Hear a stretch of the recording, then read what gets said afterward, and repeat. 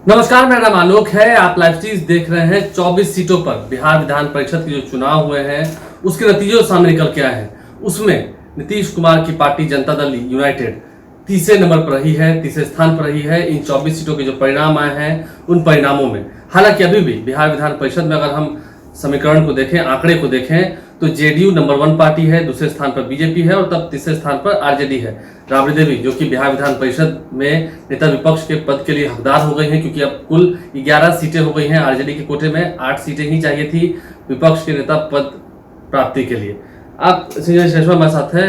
आप कह रहे थे, हम सुन भी रहे थे, जेडीयू को खैर तीसरा स्थान मिला, 5 सीटें जीती जेडीयू ने, 7 सीटों पर बीजेपी ने परचम लहराया है, 1 सीट आरजेडी के खाते में गई है। यानी कि एनडीए को कुल मिलाकर 13 सीटों पर फायदा हुआ है।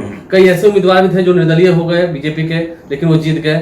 खैर उसकी बात हम बाद में करेंगे। वो तो आरजेडी के भी हैं, लेकिन कुछ ऐसी सीटें हैं, 3-4 ऐसी सीटें हैं निकल के आई हैं जहां पर जेडीयू को कुछ ज्यादा ही नुकसान हुआ है, यानी कि वो तीसरे नंबर पर चले गए हैं। कई जगहों पर तो एलिमिनेट भी होना पड़ा है। देखिए, यदि आप नफा और नुकसान की बात करेंगे आलोक, तो सीटों का नुकसान तो बीजेपी को भी हुआ। 7 सीटें जीती हैं, पहले अधिक सीटें जीती हुई थी। जेडीयू को भी नुकसान हुआ है, 5 सीटें जीती हैं इस बार, पहले अधिक सीटें जीती हुई थी। आरजेडी को फायदा हुआ है, 6 सीटें उसने इस बार जीती है। पिछले चुनाव में उनके पास 3 सीटें थी। कांग्रेस 4 सीटें थी। कांग्रेस ने 1 सीट जीती है और आरएलजेपी ने 1 सीट, निर्दलीय 4। देखिए, निर्दलीय में आपने कहा कि बीजेपी के, देखिए हाँ यह सही है कि सचिदानंद राय को जिस तरीके से बेटिकट किया गया और वे जिस तरीके से छपरा में बाजीगर निकले, सारण में तो बीजेपी के उम्मीदवार तो भाग गए। हाँ, वो 2 दिन पहले ही मैदान छोड़कर भाग गए थे। और वहां अब देखिए असली राजनीति, असली लड़ाई देखिए, सचिदानंद राय फॉर्म में आएंगे और महाराजगंज की रणभेरी बजेगी अभी से। तो देखिए, सारण में बीजेपी के बागी सचिदानंद राय जीते, नवादा में आरजेडी के बागी अशोक यादव जीते, मधुबनी में आरजेडी के बागी जीते गुलाब अंबिका यादव, मोतिहारी में भी आरजेडी के बागी महेश्वर प्रसाद सिंह जीते, शानदार जीत हासिल की। लेकिन आप जिसकी चर्चा कर रहे थे कि जेडीयू को, देखिए जेडीयू को मंथन करना होगा, क्योंकि जो उनके घर वाले इलाके थे वहां हार मिली है और हार भी ऐसी वैसी नहीं है।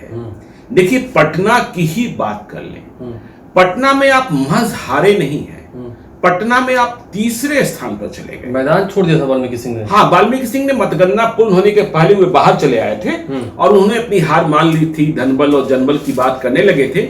देखिए, जेडीयू के पास भी धनबल की कमी कहां से थी, लेकिन आपकी हार इसलिए यहां मायने रखती है क्योंकि आप तीसरे स्थान पर चले गए और दूसरे स्थान पर लल्लू मुखिया, मतलब कर्णवीर सिंह एलियस लल्लू मुखिया, जो अनंत सिंह की पाठशाला के ही पुराने पहलवान हैं, अभी बागी बने हुए, वे दूसरे स्थान पर रहे और जीत मिली कार्तिक मास्टर को, जो आरजेडी की कैंडिडेट अनंत सिंह के पहलवान। तो देखिए, पटना में 1927 मत लाकर 1927 मत लाकर कार्तिक मास्टर जीते।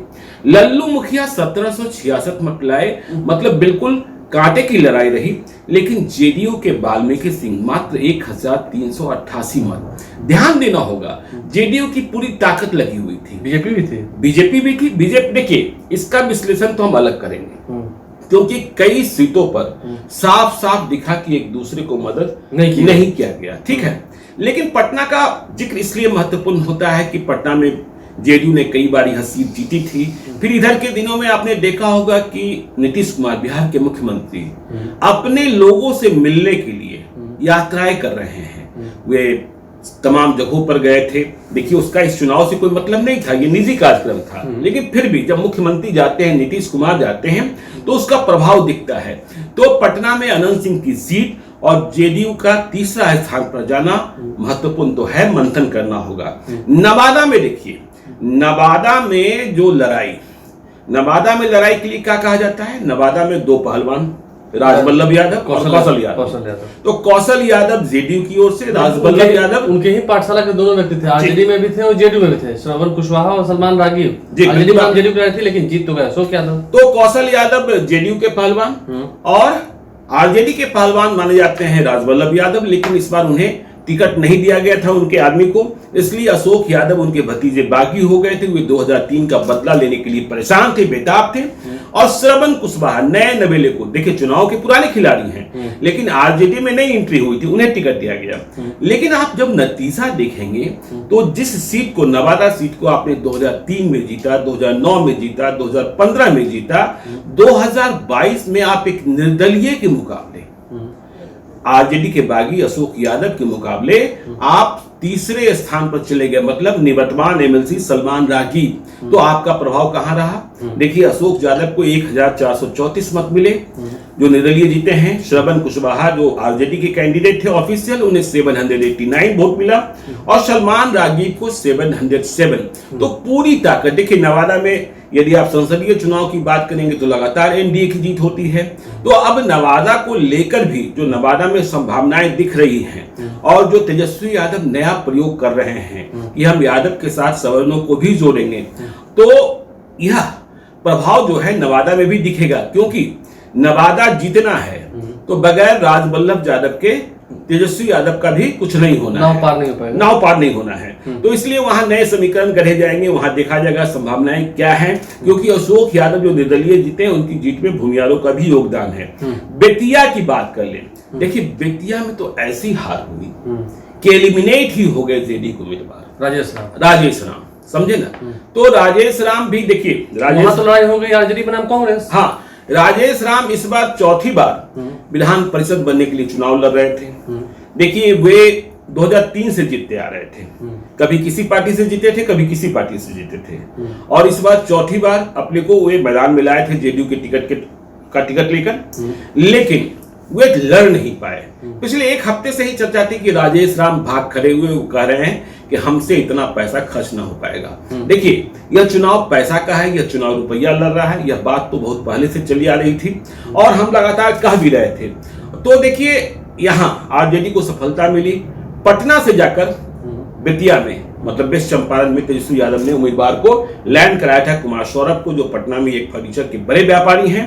तो 2278 मत लाकर 2278 मत लाकर वे चुनाव जीते। और कांग्रेस, देखिए कांग्रेस के बारे में अब आपको सोचना होगा। देखिए तेजस्वी यादव को भी कांग्रेस यहाँ दूसरे नंबर पर रही, 1515 मत ले आई अफाक आलम, और ये तो एलिमिनेट हो गए। इसलिए मैं कह रहा हूं कांग्रेस के बारे में भी रणनीति तैयार करनी होगी विपक्ष को, क्योंकि जब 2024 का चुनाव आएगा तो सीमांचल का इलाका है, यदि वहां कांग्रेस को अलग लड़ना पड़ा तो अभी अभी आपने उत्तर प्रदेश में देखा कि ओवैसी ने, जिनकी ताकत कम, उन्होंने किन सीटों पर और कितनी सीटों पर अखिलेश यादव को हरा दिया। तो यदि सीमांचल में 2024 में कांग्रेस को आपने अकेले लड़ने के लिए छोड़ दिया तो फिर आपका नुकसान। वैसे भी आपने देखा कि 2019 में आपका खाता ही नहीं खुला, यदि खाता खुला तो सिर्फ कांग्रेस का एक खाता खुला। अब देखिए मधुबनी की हम बात कर लेते हैं। मधुबनी में तो जेडीयू चौथे स्थान पर, क्या रसूख रह गया, मतलब वहां गुलाब अंबिका यादव जीते बागी आरजेडी के 3498 मत लाकर, मतलब शानदार जीत हुई। और दूसरे स्थान पर भी रहे निर्दलीय सुबन महासेठ जो 2015 में चुनाव जीते हैं 1834 मत लाकर। आरजेडी के मिराज आलम 1433 मत लाकर, देखिए नए खिलाड़ी थे। लेकिन आप तो 768 मत लाकर, विनोद सिंह जो जेडीयू के कैंडिडेट थे, पूरे देश का भ्रमण करते हैं और ठाकुरों में, राजपूतों में बड़ी पॉपुलैरिटी भी है, मतलब जो यदि आप बात कीजिएगा जो ब्यूरोक्रेट्स हैं उनके बीच। लेकिन देखिए चुनाव के मैदान में पहले एमएलसी भी रहेंगे, इस तरीके से हारे। इसलिए जेडीयू को मंथन करना होगा कि वो तीसरे स्थान पर और चौथे स्थान पर कैसे पहुंचाए जा रहे हैं, क्या हो रहा है, कहां कमजोरी रहा है, साथ नहीं मिल रहा है या भीतर घात हो रहा है, जो बातें हो अंदर में गुटबाजी हो रही है। अब अंतिम सीट की बात कर लेते हैं। देखिए बात तो हो गई ना मधुबनी, ये 4 सीटें, हालांकि हार तो हुई है गया में भी और मुंगेर में। देखिए गया में और मुंगेर में आप लड़ते लड़ते हारे, टक्कर थी वहां पर, आप लड़ते लड़ते हारे, मतलब आपसे ही मुकाबला हुआ है। हमारी चर्चा का विषय ये था कि आप वहां जहां तीसरे और चौथे स्थान पर चले गए, चौथा स्थान तो और समझ सकते हैं आप, नहीं आप वहां तो वहां जेडीयू चौथे स्थान पर नहीं गए, वहां एनडीए चौथे स्थान पर गई है। ये भी कर सकते हैं, ये भी कर सकते हैं। तो अब देखिए जेडीयू को आत्ममंथन करना होगा, जेडीयू को अपने अंदर झांकना होगा, जेडीयू को अपने संगठन के अंदर झांकना होगा, अपने अलायंस पार्टनर को भी देखना होगा कहां चूक हुई, क्या बात हुई। क्योंकि अगर ऐसी परंपरा चलती रही है, ऐसे ही उठापटक की स्थिति, नुरा कुश्ती अंदर में ही चलती रही तो फिर 2024 का चुनाव भी नजदीक है जी, दिक्कतें फिर उस वक्त भी हो सकती हैं। बहरहाल जेडीयू क्या करती है, कैसे फैसले लेती है, क्योंकि नीतीश कुमार राजनीति के चाणक्य माने जाते हैं। इलाज करना भी जानते हैं, ट्रीटमेंट करना जानते हैं और सही समय पर सही पासे फेंकना भी जानते हैं। देखते हैं क्या कुछ अंतर्गतवा जेडीयू के अंदर मंथन होता है और इसका फलाफल कितने हद तक उन्हें फायदा पहुंचाता है। हमारे चैनल को सब्सक्राइब कर लें, साथ साथ फेसबुक पेज भी लाइक करें। धन्यवाद।